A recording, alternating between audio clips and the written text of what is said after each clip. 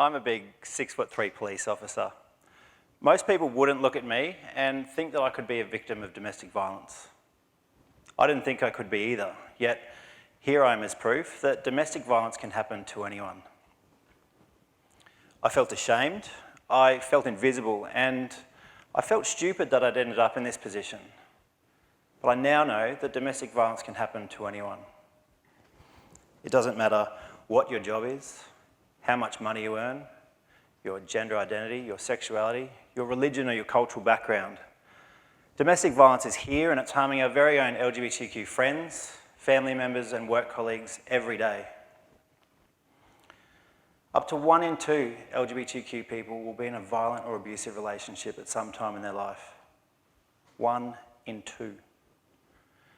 Yet despite these incredibly alarming figures, there's still an enormous lack of awareness about this issue. For me, I felt helpless. I had no idea what to do or where to go for support. I really just fumbled through on my own. Domestic violence in LGBTQ relationships is commonly not identified or seen as abuse, and there's a massive lack of awareness about the issue. LGBTQ people are the invisible victims of domestic violence who are too often overlooked when it comes to prevention initiatives, support services and awareness campaigns. This means they may not even realise that domestic violence can affect them and their relationships. As a result, they don't get the support that they need and remain at a higher risk of abuse and harm. I know that I was ashamed to talk to anyone about it. I thought that people would judge me and I wasn't sure if I'd be believed or taken seriously. On the surface and on social media, my relationship looked great. My partner and I lived in a lovely house together. We had a beautiful German Shepherd called Zulu. We would go away on holidays together and nights out on the town, yet beneath the surface, it was a relationship that was based on power and control. I was forever worrying about when the next outburst of anger would be and what the next outburst would bring. Would he embarrass me in front of my friends or family? Would he abuse me? Would he damage property? Or would next time be something worse? The abuse started quite early in the relationship where he would get jealous if I spoke to anyone that he didn't know. Something as simple as saying hello to a childhood friend at an event could spark this fit of rage that could end with him abusing me or throwing things at me. He would blame his behaviour on being drunk, on mental health issues, or being scared of losing me. He would say things like, I love you so much, it makes me crazy. Rather than seeing these behaviours as red flags, I thought to myself, wow, this guy must really love me if he's this scared of losing me. There was always a build-up of tension where I would find myself walking on eggshells and avoiding anything that I thought could cause him to go off. After a while, I knew what might set him off and when the next outburst was coming. At times, it could be because I went out for dinner with my work colleagues without him. At times, it could be something as simple as trying to hold his hand, getting home from work late, or even what I'd cook for dinner. To help ensure my safety, sometimes I would prepare the house to make sure I was safe, waiting for this next outburst of anger. I would hide the knife block in the kitchen, have the front door open, put the car keys in the ignition and have the garage door up ready for a quick escape if I needed it. What I was experiencing made me feel terrible, but I always had this nagging doubt about whether it was abuse. Could I be a victim of abuse? Was I just being too sensitive? Is this what it's like to be in a same-sex relationship? Or is it because he had a tough childhood?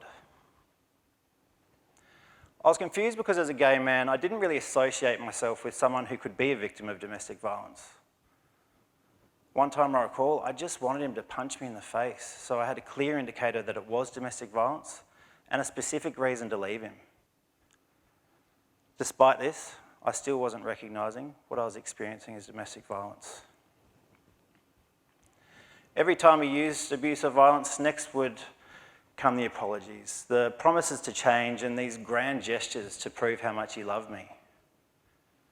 They range from promises to drink less, to see a psychologist, to commitment rings, promises to marry, and even a tattoo of my name on his chest. I saw it all. What I didn't see was a way out.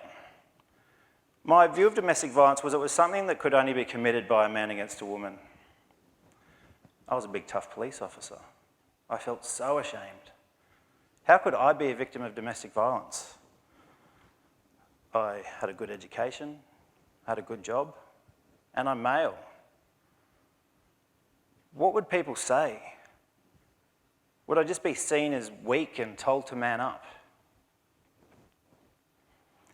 What I now know is that while domestic violence in heterosexual relationships and LGBTQ relationships share many similarities, there's also several unique methods of using power and control.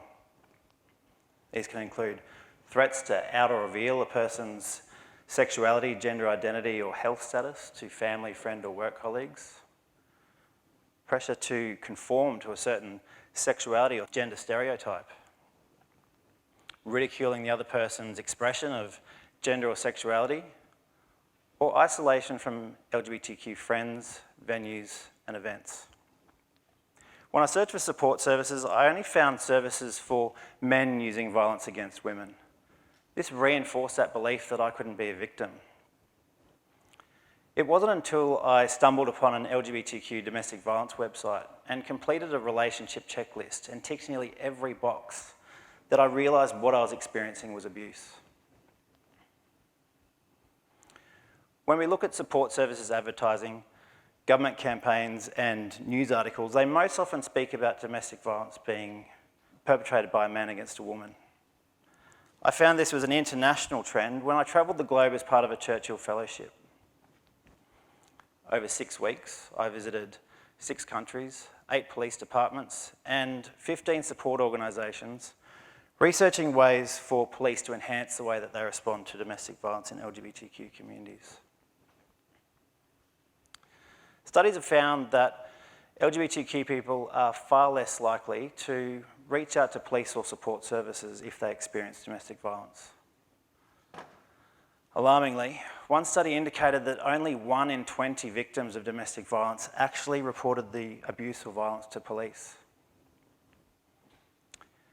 These low reporting figures can be attributed not only to the lack of awareness of domestic violence in LGBTQ communities, but also due to the historically challenging and negative relationships between police and those communities. It was only in 1991 that the Queensland government decriminalised homosexuality, and 1992 that the World Health Organisation removed homosexuality from its list of mental disorders. These historical incidents of police targeting LGBTQ people whilst enforcing those laws of the day can still lead some LGBTQ people to distrust police and believe they won't be treated appropriately or respectfully. These days, however, relationships between police and LGBTQ communities are generally quite positive. LGBTQ people can also face challenges when accessing support services, as the DV sector is generally funded and operates under a gendered framework which doesn't necessarily meet the needs of LGBTQ communities. Crisis accommodation, perpetrator behavioural change programs and court safe rooms are all designed to protect heterosexual women. As a result, LGBTQ people don't receive the support or protection that they need. Housing is only available for women, which means men, no matter what their sexuality, may have no other option than to access homeless services. While services continue to provide assistance to people based on their gender and sexuality, LGBTQ people will remain at a greater risk of failing to engage with police and support services. This will leave them at a higher risk of abuse and harm without that early identification and intervention. We cannot rely solely on government departments, police and support services to solve this problem. We all have a responsibility as individuals to do something if we're going to end domestic violence in our communities. It's quite common for incidents of abuse to be witnessed by others, with research indicating that up to 1 in 3 incidents of domestic violence are witnessed by a bystander. Despite this, most people aren't aware of what behaviours constitute domestic violence or what they can do to help. That's why I ask, when you all go home today, make yourself aware of what a healthy relationship looks like and what the signs of an abusive one might be. Know what you can do to assist someone if you think they are in an abusive relationship.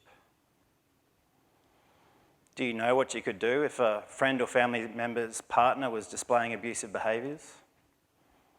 Do you know what you could do if they were putting a friend down in front of you, checking up on them all the time, or becoming jealous or controlling? There are many resources available, such as bystander toolkits and relationship checklists. These resources can help give you the confidence that you need to assist someone in an abusive relationship. By showing your support, you could change their life in ways you can't even imagine. You could even save one. We need to challenge our beliefs and the way that we talk about domestic violence and work together as a community to ensure that in the future there are no invisible victims. Everyone, no matter what their gender or sexuality, needs to feel seen, believed, supported, valued, and be given hope. This will assist them in having the courage to reach out for support if they need it. Domestic violence isn't just a heterosexual issue, it's a human issue. The sooner we recognise that it can affect anyone, the sooner we can work towards ending it. Thank you.